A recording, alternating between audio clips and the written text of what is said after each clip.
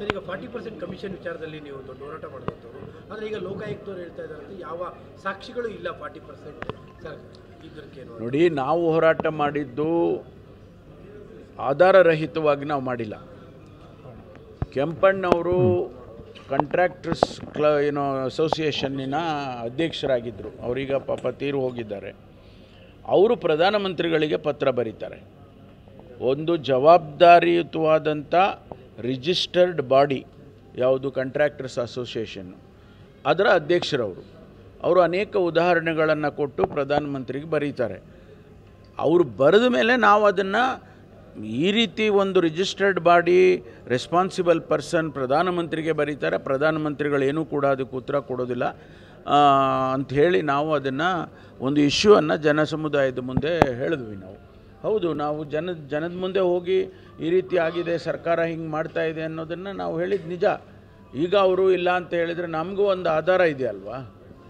ಲೋಕಾಯುಕ್ತದವರು ಹೇಳಿದ್ದ ತಕ್ಷಣಕ್ಕೆ ನಾವು ಅದನ್ನು ನಾವು ಕೂಡ ಪರಿಶೀಲನೆ ಮಾಡ್ತೀವಿ. ನಾವು ಅದನ್ನು ಸುಮ್ಮನೆ ಯಾರೋ ಹೇಳಿದರು ಅಂತ ನಾವೇನು ಮಾಡೋಕ್ಕೆ ಹೋಗಿರಲಿಲ್ಲ.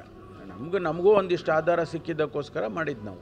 ಅಲ್ಲ, ಈಗ ಮತ್ತೆ ಅದಕ್ಕೇನು ಎನ್ಕ್ವೈರಿ ಥರದಲ್ಲಿ ಅದನ್ನು ನೋಡೋಣ. ನಾವು ಅವರೇನು ಯಾವ ದೃಷ್ಟಿಯಲ್ಲಿ ಅವರು ಏನೂ ನಡೆದಿಲ್ಲ ಅಂತ ಏನು ಹೇಳಿದಾರೋ ಗೊತ್ತಿಲ್ಲ. ನಾನು ಅದನ್ನು ರಿಪೋರ್ಟ್ ನೋಡಿಲ್ಲ, ವರದಿನೂ ನೋಡಿಲ್ಲ. ನಾನು ನೋಡಿದ ಮೇಲೆ ನಾವೆಲ್ಲ ಡಿಸ್ಕಸ್ ಮಾಡ್ತೀವಿ. ಸರ್, ಈಗ ಅಶೋಕ್ ಹೇಳುವಂಥದ್ದು 40% ಅಂತ ಸುಳ್ಳು ಹೇಳಿ 100% ಕಮಿಷನ್ ಸರ್ಕಾರ ಬಂದಿದೆ. ಈಗ ಅವ್ರು ಹೇಳೋದು ಅವ್ರು ಹೇಳ್ತಾರೆ, ಅವರು ಪ್ರೂಫ್ ಮಾಡಬೇಕಲ್ಲ. ಈಗ 100% ನಮ್ಮದು ಭ್ರಷ್ಟಾಚಾರ ಇದೆ ಅಂತ ಅವರು ಪ್ರೂವ್ ಮಾಡಬೇಕಲ್ಲ. ಮಾಡಲಿ ಅವರು. ಸರ್, ಈಗ 11 ಲಕ್ಷ BPL ಅದೇ ಕಾರ್ಡ್ಗಳೆಲ್ಲ APL ಕಾರ್ಡ್ಗಳಾಗಿ ಪರಿವರ್ತನೆ ಆಗ್ತಾ ಇದೆ ಸರ್. ಇದು 6ನೇ ಗ್ಯಾರಂಟಿ ಅಂತೇಳಿ BJP ಎಲ್ಲರೂ ಕೂಡ ಟೀಕೆ ನೋಡಿ. ಈ ಗ್ಯಾರಂಟಿಗಳನ್ನು ಮಾಡಿರೋದು ಬೇರೆ ವಿಚಾರ.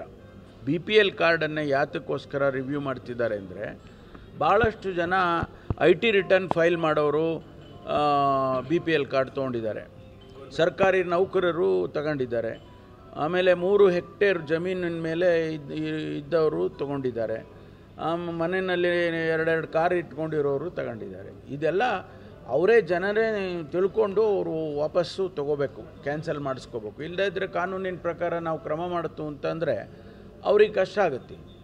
ಸುಳ್ಳು ಹೇಳಿ ನೀವು BPL ಕಾರ್ಡ್ ತೊಗೊಂಡಿದ್ದೀರಾ ಅಂದರೆ ಅವ್ರ ಮೇಲೆ ಕ್ರಮ ತಗೋಲಿಕ್ಕಾಗುತ್ತೆ. ಅಲ್ಲ, ಅದನ್ನೇ ಅವರು ಹಿಂದೆ ಏನೋ ಮಾಡಿದ್ದಾರೆ ಗೊತ್ತಿಲ್ಲ ನನಗೆ ಯಾವ್ಯಾವ ಸಂದರ್ಭ. ಅದಕ್ಕೆ ನಾವು ಈಗ ಅದನ್ನು ಅವರ ಜಿಲ್ಲಾ ಹಂತದಲ್ಲೇ ಪರಿಶೀಲನೆ ಮಾಡಿದ್ದಾರೆ.